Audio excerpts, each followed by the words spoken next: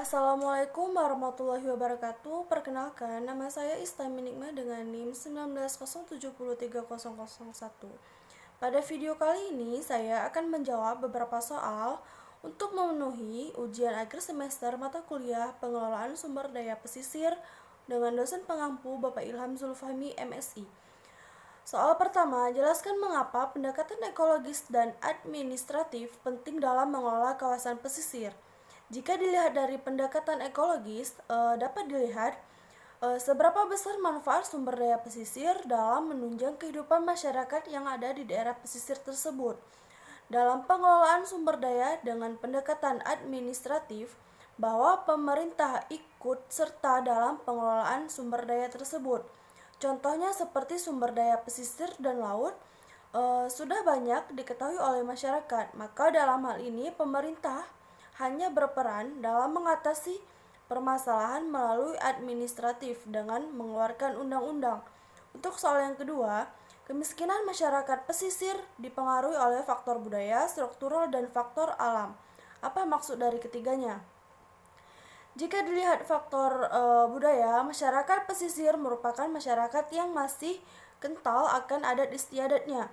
Akibat kurangnya akses teknologi, maka budaya dan gaya hidup yang boros ini masyarakat akan mengalami penurunan perekonomian.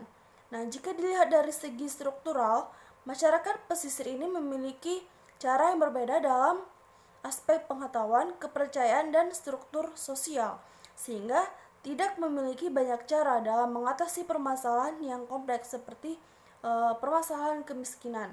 Untuk yang ketiga itu ada segi faktor alam. Nah, itu berpengaruh pada pasang surutnya air laut. Jika air lautnya itu pasang, maka masyarakat tidak mendapatkan terlalu banyak ikan, sehingga penghasilan yang mereka dapatkan itu sedikit.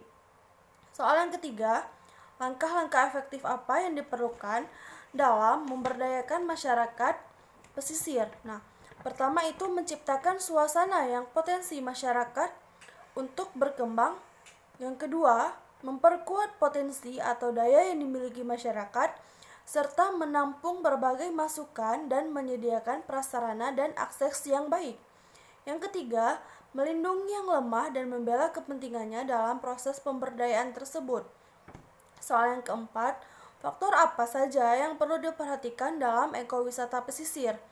Itu ada faktor lingkungan, faktor sosial budaya, faktor pendidikan, faktor ekonomi, faktor kelembagaan, faktor keamanan, dan faktor fasilitas. Soal yang kelima, apakah tradisi berburu paus tidak melanggar kaidah konservasi perairan pesisir? Jawabannya adalah tidak. Mengapa? Contohnya itu seperti pada masyarakat Lamera. Mereka mempunyai suatu adat tidak untuk menangkap paus jantan besar dan paus yang sedang hamil. Nah, hukum adat tersebut sama dengan konsepnya pemerintah untuk melakukan konservasi terhadap mamalia laut. Nah, soal yang terakhir, bagaimana sejarah lahirnya tradisi Mane? Nah, tradisi itu sendiri sudah ada sejak abad ke-17. Bermula ketika Pulau Nanusa itu diguncang gempa bumi dan tsunami.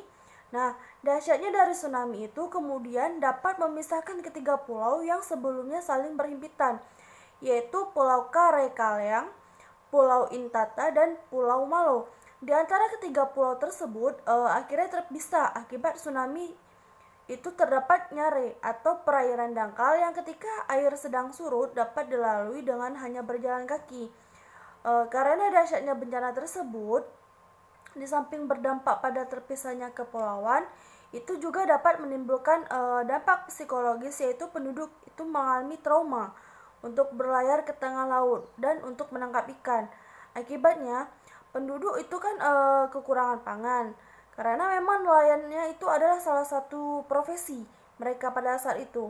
Keadaan tersebut yang kemudian membuat sang tetua adat itu berinisiatif melakukan prosesi Mane agar penduduk yang masih trauma itu tetap dapat menangkap ikan tanpa harus melaut ke tengah samudera, tetapi cukup menangkap ikan di nyare atau perairan dangkal tersebut. Nah, sekian jawaban dari saya.